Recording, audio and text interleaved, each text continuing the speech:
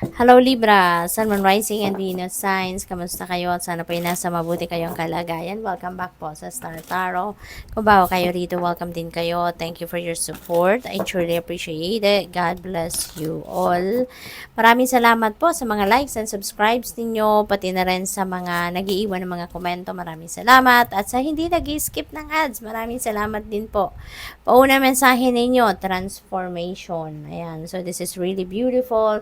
Kasi, kung nakikita ninyo, napakaganda ng butterfly. So, most likely, napakaganda din ng mga pagbabagong magaganap sa buhay ninyo. Maaring napakagaganda din ng mga plano ninyong gawin sa buhay ninyo, ng mga changes. Kasi maybe this is your initiative, this is your plans na magbago ng kung anumang bagay sa buhay ninyo. And this could be very positive, very, very beautiful. Reconciliation time then, so napakaganda kasi you're expanding your heart ngayon. You have that radical acceptance of what happened. Talagang ganun ang buhay. May mga bagay na kailangan mangyari to get to where you are now, yung ganon. Kaya siguro ngayon willing na kayong mag-forgive, or baka, ang iba sa inyo, baka kayo yung willing ng humingi ng forgiveness, from other people.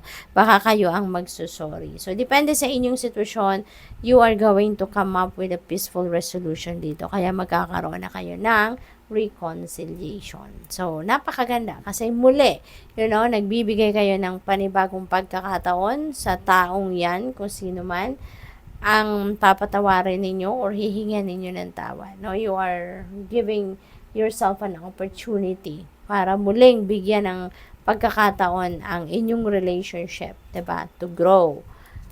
What else? We have finding. Ayan. So, kung ano man ang hinahanap niya rito, tuwan-tuwa siya. Siguro, dahil nahanap na niya yon, Probably, this is something, about herself, about yourself, Libra. Kung if this message resonates with you, maybe you are looking for something from deep within you at nahanap nyo na yan, na-discover nyo na yan, kaya natutuwa kayo.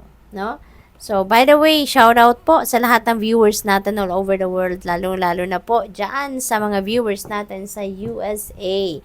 Maraming salamat po for always watching. Ingat po kayo lagi. Confidence. Ayan. So, dito naman, napakaganda. Kasi ngayon, you are going to be oozing with confidence. Napakataas ng confidence ninyo, ng self-esteem ninyo. You're very assertive sa ngayon. Kaya, hindi malayong magtagumpay ka sa mga gagawin mo sa ngayon. Hindi malayong magtagumpay ka sa kung ano man ang mga iniisip ninyong gawin. Kasi, nandiyan yung tiwala mo sa inyong sarili. And isamahan ninyo yan ng focus, samahan ninyo yan ng galing ninyo, samahan nyo ng determinasyon yan. Ay nako, ang lapit-lapit nyo doon, sa pag-akyat sa ladder of success. So, tignan natin kung ano pa yung mga mensahe para sa'yo for today.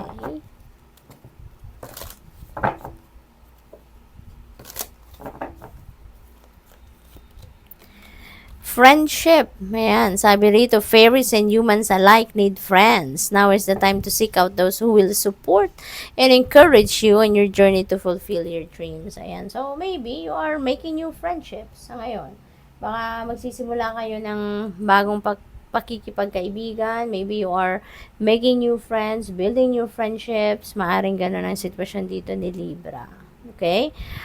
Probably then, you are nurturing your relationship with your other friends, with your existing friends. So maybe ganun ang ganap dito for some of you. Pwede rin, Libra, na ang iba sa inyo rito, baka madidiscover ninyo sa ngayon kung sino yung tunay ninyong kaibigan, sino yung hindi, sino yung nagpapanggap, diba? Maaaring may mga discovery din kayo sa ngayon about that. So, what else? We have inspiration. Ayan. So, sabi dito, be prepared as you'll soon receive a visit from the fairy of inspiration. Come dusk or dawn, she can call at any time. Ayan. So, siguro ang iba sa inyo dito, you're going to be very inspired sa ngayon. Kaya siguro kung ano man yung ideas ninyo, ano man yung mga plano ninyo, hindi nyo na yan ipagpapabukas pa, kumbaga, no? Or baka you are going to start planning sa ngayon because maybe hindi ka na maghihintay ng mas matagal pang panahon, hindi ka na maghihintay ng kung kailan pa, for you to be able to do it. At ngayon, you are going to be very inspired to start kung ano man yung mga preparation siguro na kailangan ninyong gawin, kung ano man yung mga kailangang gawin na sa ngayon, maaring sisimulan nyo na din. We have protection. Ayan. So, the fairies of protection are shielding you with a magical fairy ring of love and light. Ayan. Practice psychic protection before embarking upon any spiritual work. So, this is a very important reminder para sa inyo rito, no? Lalo-lalo na doon sa mga nag-spiritual work. Na practice psychic protection first, no? Before you start doing your work, no? Para protected kayo. What else? We have hope. Hope is always there, even if we can see it. Optimistic expectations can help change a negative situation into a positive one. Ayan. So, umasa lang kayo. Lagi, no? Umasa kayo lagi for whatever it is, no, na ginagawa ninyo. Umasa lang kayo for the best possible outcome. Okay? Kasi lagi, laging may pag-asa. Laging may pag-asa. Kaya buhayin lang natin yan. Hope, faith sa puso natin. Kasi kahit anumang hirap namang pinagdadaanan natin, kapag positibo tayo, kapag umaasa tayo na nandiyan ang universe, tutulungan tayo, nandiyan ang Panginoon, tutulungan tayo, ating spirit team, ay eventually, makikita ninyo, slightly, things are going to change.